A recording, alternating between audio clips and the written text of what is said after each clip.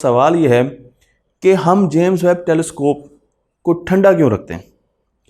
मैं आपको एक एग्जांपल दिख देता हूं और इस एग्जांपल के जरिए आपको समझाने की कोशिश करता हूं कि सपोज मैंने एक टेलीस्कोप ली और मैंने वाकई टेलीस्कोप ली जो कि मेरे पास मौजूद है, और जब मैं इसे कैलिब्रेट कर रहा था, दूर के मध्यम सितारों को देखने की कोशिश कर रहा था, तो मुझे सबसे बड़ा मसला लाइट पोल्यूशन का है।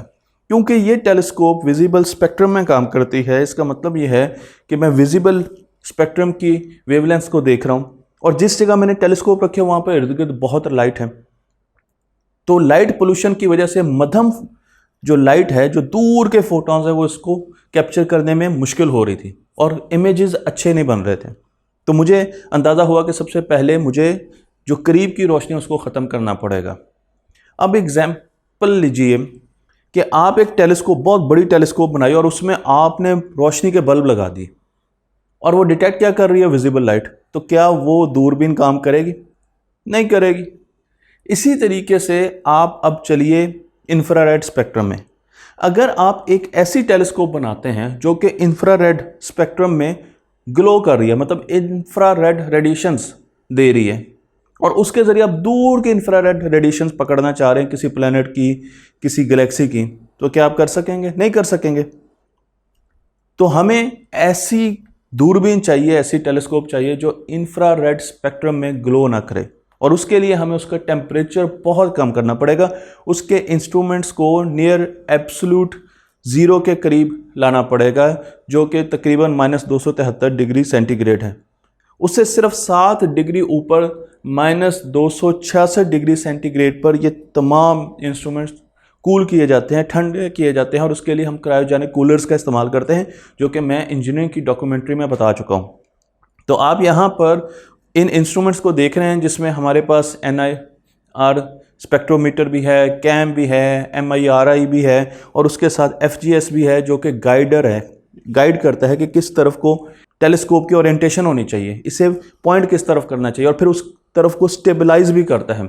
तो हमारे पास मुख्तलिफ़ किस्म के इंस्ट्रूमेंट्स हैं, और इन इंस्ट्रूमेंट्स को हम बहुत ज़्यादा कम टेम्परेचर पर लेके जाते हैं ताकि ये ग्लो ना करें, और ग्लो ना करने की वजह से हमें नॉइज़ ना मिले, हमें इमेजेस क्लियर मिलें, साफ़ सुथरे इमेजेस मिलें। आप यहाँ पर इनके टेम्परेचर्स भी देख सकते हैं। तो मुझे भी देख के अब आपको ये समझ आ गई होगी कि हम इसको ठंडा क्यों रखते हैं, बहुत ज़्यादा टेम्परेचर कम क्यों लेके चलते हैं। जितना भी काम ये टेलीस्कोप पहले साल में करेगी, उसका 70% स्पेक्ट्रोस्कोपी के लिए इस्तेमाल होगा। इमेजिंग के लिए सिर्फ 30% काम किया जाएगा। अमूमन हम ये समझते हैं कि टेलीस्कोप देखने के लिए काम आती हैं, लेकिन हम लाइट की, रोशनी की, इंफ्रारेड रोशनी की वेवलेंथ को लेकर और चीज़ों को एनालाइज करने की, स्पेक्ट्रम को एनालाइज करने की ज़्यादा कोशिश करेंगे, ज़्यादा उस पर तवज्जो देंगे। और उसके लिए जो टेक्नोलॉजीज़ का इस्तेमाल किया जा रहा है वो मैं आपको यहाँ पर इस शीट पे दिखा रहा हूँ। ये 6 टेक्नोलॉजीज़ हैं जो कि हम आगे भी पढ़ेंगे, और इनके बारे में इंडिविजुअली मैं आपको बताऊँगा कि किस तरीके से इन टेक्नोलॉजीज़ का इस्तेमाल करते हुए हम स्पेस को पढ़ने जा रहे हैं। अगर हम सिर्फ विजिबल लाइट की बात करें, हब्बल की बात करें, तो हब्बल यहाँ पर एक नेबुला को देखने की कोशिश कर रहा है जो कि क्रैब नेबुला है। आप देख सकते हैं कि इस नेबुला से हर किस्म की रेडिएशंस हम तक आ रही हैं। अगर आप इसको रेडियो वेव में देखें तो आपको और किस्म की इंफॉर्मेशन मिलेगी। अगर आप इंफ्रारेड में देखें, विजिबल लाइट में देखें, अल्ट्रावायलेट, एक्सरे और गैमा रेज, तो आपको इस पूरे नेबुला की, क्रैब नेबुला की इंफॉर्मेशन नज़र आएगी जो कि बाकी स्पेक्ट्रम्स में आपको नज़र नहीं आ रही। जब हम इन रंगों को देखने की कोशिश करते हैं, इनको परखने की कोशिश करते हैं, तो हमें पता चलता है कि ऑक्सीजन के अपने रंग हैं, हाइड्रोजन के अपने रंग हैं, नाइट्रोजन के और सल्फर के अपने रंग हैं। तो जब हमें स्पेस में ये रंग नज़र आएंगे विजिबल स्पेक्ट्रम में, तो हमें पता चल जाएगा कि ये एलिमेंट्स यहाँ पर मौजूद हैं। मैं आपको यहाँ पर 18 ग्लासेस दिखा रहा हूँ। ये 18 इंडिविजुअल ग्लासेस हैं जो कि अप्रैल 28 को कैलिब्रेट कर लिए गए। अप्रैल 28, 2022 को इनकी कैलिब्रेशन मुकम्मल हो चुकी है, और इन 18 ग्लासेस को प्रॉपर तरीके से किसी एक पॉइंट पर फोकस किया जा सकता है। यहाँ पर 3 इंडिपेंडेंट सेट्स हैं मिरर्स के, ग्लासेस के। इनमें A, B, C, यहाँ पर नंबरिंग भी आपको नज़र आ रही है जो कि 1 से लेकर 6 तक है, और इंस्टॉल किए गए हैं, और हमने इनको अब डिप्लॉय कर दिया है। तो हम इनकी कैलिब्रेशन से बाहर आ चुके हैं, हमने इनको कैलिब्रेट कर लिया है, और उसके साथ साथ अब हमने इनको फुली डिप्लॉय भी कर लिया। जब ये काम किया जा रहा था तो उस वक्त सबसे पहले जेम्स वेब टेलीस्कोप ने एक अपनी सेल्फी ली, ये सेल्फी आपको नज़र आ रहा है कि इतनी फोकस नहीं है क्योंकि उस वक्त कैलिब्रेशंस मुकम्मल नहीं हुई थी, तो इस वजह से आपको ये सेल्फी थोड़ी सी मध्यम और धुंधली नज़र आ रही है।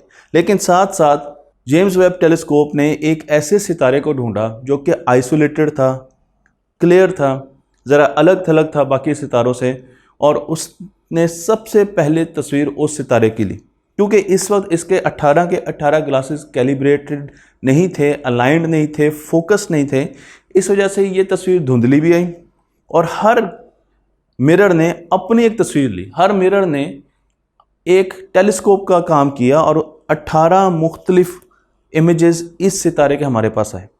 अब हमारा सबसे बड़ा काम ये था, ये सितारा मैं बता दूं कि HD 84406 था जो कि 1575 लाइट ईयर्स दूर है हमसे। तो 18 अनफोकस्ड हमारे पास इमेजेस आ गए। अब हमने देखना था कि किस मिरर ने कौन सा इमेज लिया, और सबसे पहले हमने डेटा के ज़रिए इन इमेजेस को उनके करस्पॉन्डिंग मिरर्स के साथ इकट्ठा किया, तो आपके पास एक शक्ल आई।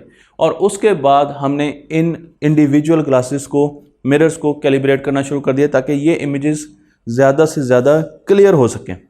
और जब हमने इनको ज़्यादा क्लियर किया तो फिर इनको मिलाया गया, इनको कंबाइन किया गया, और उसके बाद अब अलाइनमेंट हो चुकी है। हमारे पास एक इमेज आया जो कि आप इस सितारे का देख सकते हैं, फाइनल इमेज है, बहुत ही क्लियर इमेज है, और आप इसको देख सकते हैं कि ये एक फ्लेक की तरह है, जो स्नो फ्लेक्स होते हैं उनकी तरह है, क्योंकि इसके डिफ्रैक्शन पैटर्न्स हैं। डिफ्रैक्शन पैटर्न्स पर मैं अभी आऊँगा और आपको बताऊँगा। आप देख सकते हैं कि इसमें मुख्तलिफ़ किस्म की लाइंस नज़र आ रही हैं। आपको कम से कम 8 लाइंस निकलती हुई नज़र आ रही हैं, और जब भी आप किसी भी ब्राइट चीज़ की तस्वीर लेंगे तो ये पैटर्न्स आपको नज़र आएंगे।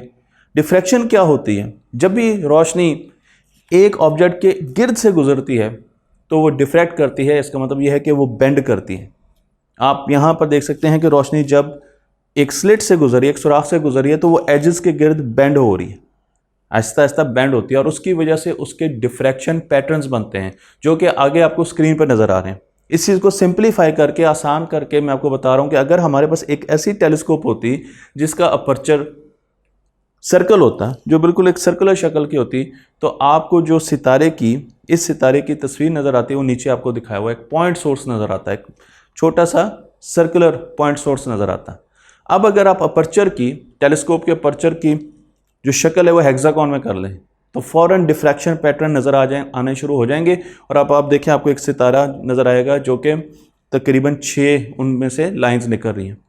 अब इन स्ट्रक्चर को आप टाइलों में बदल दें तो आपके डिफ्रैक्शन पैटर्न्स और वाज़े होना शुरू हो जाएंगे।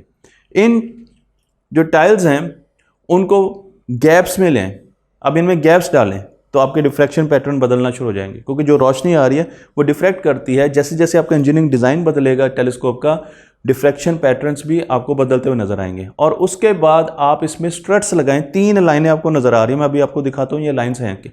तो अब आपके पास जो फाइनल इमेज है वो आपको याद है, वो बिल्कुल वैसे ही नहीं लग रहा है जैसा कि सितारे का इमेज था। अब आपका सवाल ये होगा कि स्ट्रट्स की बात की वो क्या चीज़ होती है। तो आप देखें कि जो हमारा प्राइमरी ग्लास है जिसमें 18 मिरर्स लगे हैं, वो सेकेंडरी ग्लास के साथ मिल रहा है, तो उसमें 3 आपको चेन्स नज़र आ रही हैं, 3 आपको कॉलम्स नज़र आ रहे हैं, इनको स्ट्रट्स कहा जाता है। इनकी वजह से भी टेलीस्कोप के जो डिफ्रैक्शन पैटर्न्स हैं वो चेंज होते हैं। तो आप यहाँ पर जो गैप देख रहे हैं ग्लासेस के बीच में, 4 मिलीमीटर के गैप्स हैं। एक तो हेक्सागोनल ग्लासेस हैं और उसके साथ साथ उनमें 4 मिलीमीटर के गैप्स हैं, इसलिए जब भी आप किसी रोशन चीज़ की तस्वीर लेंगे तो आपको ये लाइंस, ये फ्रिंजेस, ये पैटर्न्स ज़रूर नज़र आएंगे। मैं अब आपको एक और नेबुला की तरफ, एक क्लाउड की तरफ लेके जाता हूँ जो कि हमारी गैलेक्सी के बिल्कुल पास ही है। इसे लार्ज मैजेलेनिक क्लाउड कहते हैं। ये एक स्मॉल, छोटी सी सैटेलाइट गैलेक्सी है जो कि हमारी गैलेक्सी के गिर्द है, और हम इसको गौर से देख रहे हैं। इसको देखने के साथ साथ हम अपने जितने भी इंस्ट्रूमेंट्स हैं उनको कैलिब्रेट कर रहे हैं। तो हम एक फोकस लेंगे और जो 6-7 इंस्ट्रूमेंट्स हमारे पास वेब टेलीस्कोप में लगे हुए हैं उनको इस पर फोकस करेंगे और फिर उनको कैलिब्रेट करेंगे और साथ साथ उनके रिजल्ट्स देखेंगे। तो मैं आपको यहाँ पर अब दिखा रहा हूँ, इमेज जो लिया गया है वो नियर इंफ्रारेड कैमरे से लिया गया। अब देख सकते हैं ये दोनों इमेज, और इस फील्ड व्यू के अगेंस्ट हम उनको कैलिब्रेट कर रहे हैं और कैलिब्रेट कर चुके हैं।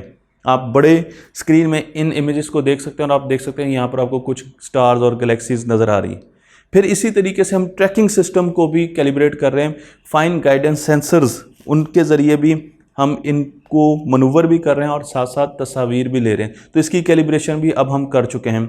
यहाँ पर आप देख सकते हैं कि NIR ISS नियर इंफ्रारेड जो इमेजर है उसको भी हम कैलिब्रेट कर रहे हैं, उसको भी हम फोकस कर रहे हैं। आपको इमेजेस बहुत फोकस नज़र आएंगे, इससे तो वो काफ़ी ब्राइट नज़र आएंगे और स्पेक्ट्रोग्राफ से हम डेटा भी ले रहे हैं। तो हम जो फाइन गाइडेंस पैटर्न्स हैं और सेंसर्स हैं उनको भी कैलिब्रेट कर रहे हैं, इमेजेस को भी कर रहे हैं, स्पेक्ट्रोग्राफ को भी कर रहे हैं और इस तरीके से आपको ये काफ़ी ज़्यादा इमेजेस नज़र आएंगे। मैं आपको ये भी बता दूं कि बीच में कुछ आपको ब्लैक लाइंस भी नज़र आ रही हैं, कॉलम भी नज़र आ रहे हैं और उसकी वजह यह है कि यहाँ पर हम माइक्रो कंट्रोलेबल शटर्स का इस्तेमाल कर रहे हैं, एरे है उनकी, तो माइक्रो कंट्रोलेबल शटर्स का इस्तेमाल कर रहे हैं जिसकी वजह से आपको ये ब्लैक लाइंस नज़र आ रही हैं। मिड इंफ्रा रेंज इंस्ट्रूमेंट्स मैं आपको यहाँ दिखा रहा हूँ, वो भी तस्वीरें ले रहा है। गोया कि वो तस्वीरें लेने के लिए बनाया नहीं गया, लेकिन वो ब्लर तस्वीरें ले सकता है और वो दूर की वेवलेंथ्स को कैप्चर करने के लिए बनाया गया। तो हम जब करीब की चीज़ों की तस्वीरें खींचेंगे तो उतना ज़्यादा